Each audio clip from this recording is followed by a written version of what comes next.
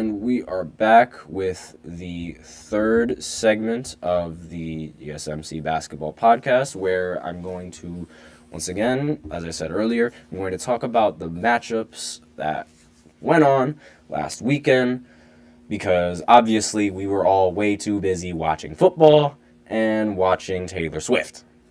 So without further ado, let's go right ahead. I mentioned Denver being a team that needed to worry. And after this last weekend, I think there are several teams that also might need to hit the panic button.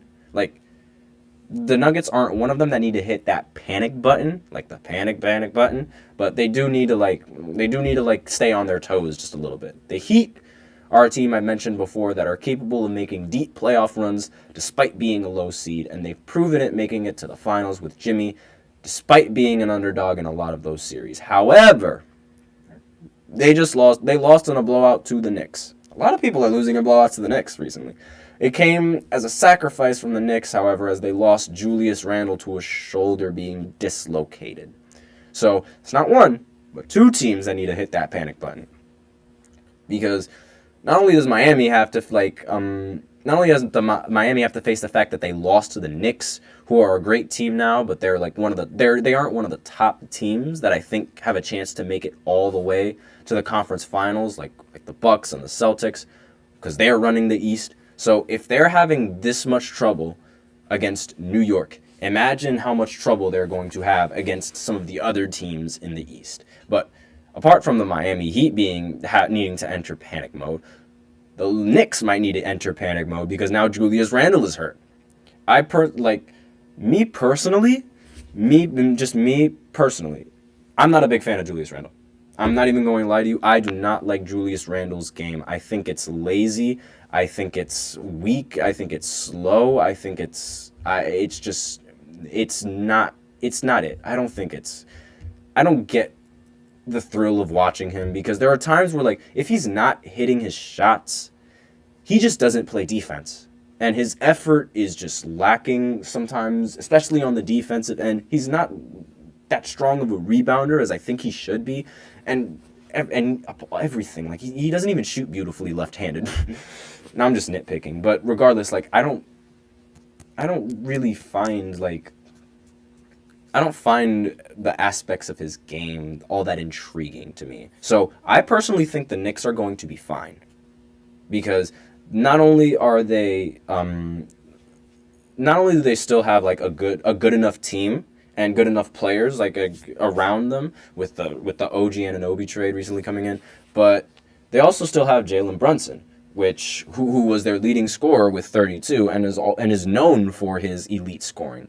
So while the final score was 125-109, it was still a close game, relatively throughout. It was a game of runs, I guess you could say.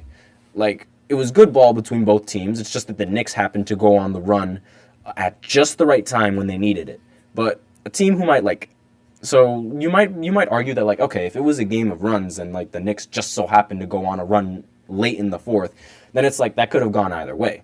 So I'll give it that. Maybe they don't need to panic that much, but a team that definitely should panic right now is the Boston Celtics. The Boston Celtics, they recently matched up against the Clippers while at home in Boston, and they ended up losing in a blowout. This was the second team that was able to beat the Boston Celtics in their home court. Both of them were Western Conference teams. Now, obviously, I like to have a streak alive, and I know that keeping a streak is very difficult, but it's also been proven to be difficult for teams to win in that stadium because you have a streak. So it should sort of, to me, it kind of cancels out, kind of. Tatum ended with 21 and 11, but Brown ended with 8 and 3 of 13. Drew wasn't much better either, going 2 for 11 for 7 points. There was no Kristaps this game, but let's be real, with the production that Jaylen Brown and Drew Holiday were giving, they were probably not going to win with Kristaps anyway. The only reason why the score isn't worse than what it already is because the Celtics went on a little run in garbage time in the fourth quarter, where they went and scored 36 points. And they were still losing by so many points. So this Clippers team, like, it could really be a problem. I'm very tempted to say that they could end up winning the whole thing, but I cannot trust that team in the postseason enough to say that. I don't know what it is. I just think, like, I can't trust them. But I do think that these are their best chances right now. The Clipper Stars, like, they really showed more, like, for this game on the defensive end than they did on the offensive side, strapping Jason Tatum to only 21 and Drew and Brown to barely getting 10 points, respectively. There wasn't, like, one individual that had a great game, like how I mentioned Luka's game with the Hawks, and everyone all around sort of did what they needed to do, even with, like, how badly both sides were shooting. Like, they were still able to make up for it. At least, the Clippers were definitely able to make up for it. It was more of a defensive battle. These teams have great perimeter defenders, so it makes sense how the shooting tonight from both teams might not have been that great. And the Celtics and the Clippers ended with only 10 threes made respectively. Just to give you excuse me. Just to give you guys an idea of, like, how many threes they've been making and just how bad the shooting was in this game. The Celtics should definitely worry about this matchup in the playoffs. And I think this is the perfect matchup if you're both sides, honestly. Like, every player can guard every player on this roster. I feel like it. And it's really going to come down to who has the good night and who can have more good nights. That's really what if this final series were to happen, that's what it would come down to. And, like, you might be saying, like, oh, well, that's why it needs to come down with every series. But, like, you guys know what I mean. Like, it's either Jason Tatum completely locks down Kawhi or Kawhi completely locks down Tatum. It's one of those two. And they need to happen in order for either of those sides to win. Like, it'll be Jaylen Brown against Paul George. Then it'll be Russ. And actually, wait, no. It would be Tatum.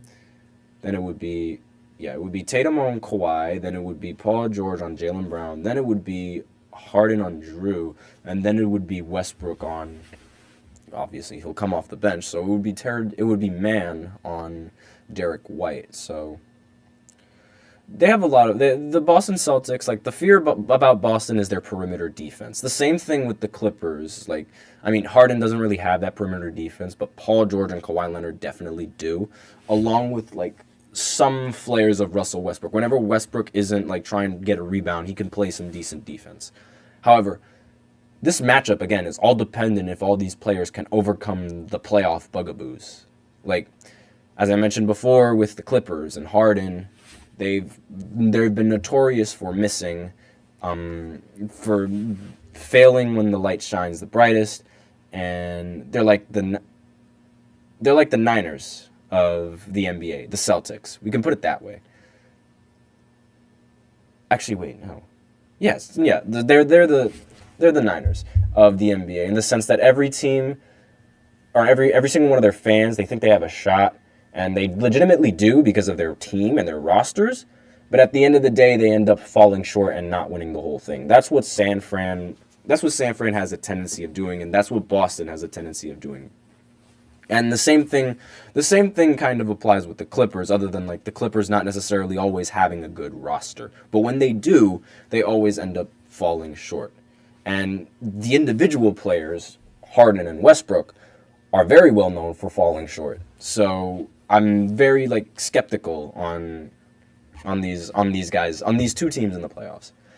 Similar to how the Niners haven't, like, won a Super Bowl in the 90s, but are still, like, good enough to have rosters and compete. The Celtics saw a championship in 2008, but other than that, they haven't seen one since the 80s. So, like, obviously, 2008, it's pretty recent ago, but it's not that recent ago. Like, I can't help but notice the pattern between, like, those two teams constantly, like, not being able to meet the moment. And even though they have a lot of trophies, like, to their name, like, it's crazy to me. In other news last night, the Pistons were able to beat the Thunder in a 120-104 win. Without Cade Cunningham, they were able to beat one of three teams with the most wins in the Western Conference. Jalen Duren was their leading scorer with 22 points along with 21 rebounds. Shai, once again, put up 30, but wasn't as efficient shooting the ball this night as he usually has been. Jalen Williams also showed up with 20 points, but other than that, offensively, there was nothing going for OKC. Chet ended with only 9 points and was the third leading scorer. So that should definitely put into perspective just how bad the scoring was. Because if 9 points is your third leading scorer, then no, that's not going to win you any ball games. Obviously, this is probably where you hit the panic button if you're Oklahoma. Because how can you take a top team seriously this year when they lose to the Pistons? I don't care what kind of seed you are, losing to the Pistons this year is a big no-no if you are trying to compete. Especially if you are trying to compete. You do not lose to the Pistons. And not only that, but they got blown out by the Pistons. So it's even worse because they lost worse than anyone else lost to the Pistons at this point. I've been pretty high on OKC through the year, but after this, I think you might have to hit that panic button. The team didn't show up, and it was against the worst team in the league. Coming off of historic losing streak. That team coming off a historic losing streak. If they don't show up against a bad team, what if the lights are even brighter in the playoffs against a good team? I was skeptical about them being able to do this in the postseason only because Shai hasn't had a good postseason because his team was never good enough to make it. But this makes me even more skeptical to the point where I think that they have a chance to flop out. Like how Memphis flopped out against LA in the last postseason. And, when the Lakers beat them. OKC's most probable L's have been from the Lakers. So depending on how the seedings work again, if they get the 7th seed and they match up against OKC, or if they get 7th or 8th seed match up against OKC, there's a possibility that OKC might get eliminated. I mean, the Lakers are 2-1 against them right now. Losing to the Pistons, here's how bad it is losing to the Pistons. They already have as many losses as the 1, the 2, and the 3 seed of the East do combined. That's how bad it is. That's how terrible it is. Minnesota lost to another bad team as well. This time it was the San Antonio Spurs. Ant finished the game with 32 and 12. Cat ended with 19, along with Rudy Gobert also getting 19. It wasn't enough for Victor, who had 23 and 10, along with Devin Vassell, who had 25. Neither side played relatively bad. The Wolves shot over 50 from 3, so it's not like it was really a bad game between these guys. And they lost. The Wolves lost by only 1 point. It's just clear that the production from Cat is one that it's not what we expected from him. And it's what costed them this game. If Karl Anthony Towns has a little bit more on offensively, then they win this game. And not only that, if he would have hit that shot, that step back 3 towards the end, then they would have won this game. But again, if he would have had the night where he averages usual productions, then this would have been an easy win. No questions asked. They were really close to winning in the end, but they ended up giving up a foul, and that resulted in a free throw. So obviously, they ended up making 1 of 2, but they ended up missing the other one. And then the Timberwolves came down the court, and then they ended up missing. They really, obviously, now, if you're the Wolves, I definitely hit that panic button because they've been another team that I've been hyping as well. And they've sort of taken that same route as OKC, where they lose to a really bad team. They recently lost to the Hornets, and now they're losing to the Spurs. Victor being the only bright spot on the team right now, this should have been easy for the Wolves.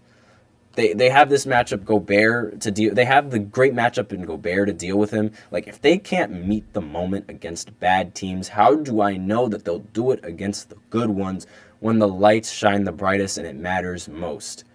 They also have the Wolves also have playoff bugaboos. I remember the last time that they were in the playoffs when they were going up against Memphis. The T-Wolves ended up blowing 2 20-point leads in the same game, and they ended up losing. that game. I watched that game. It was unreal to me because of how quickly they were like scoring, and then just how much they stopped scoring, and then how much they were scoring again, and then how much they would stop scoring again. It was like it was weird, but. With that, we are out of time in the first segment. Tune in for the fourth segment where I will be talking about the NBA power rankings. And with that, I will be right back.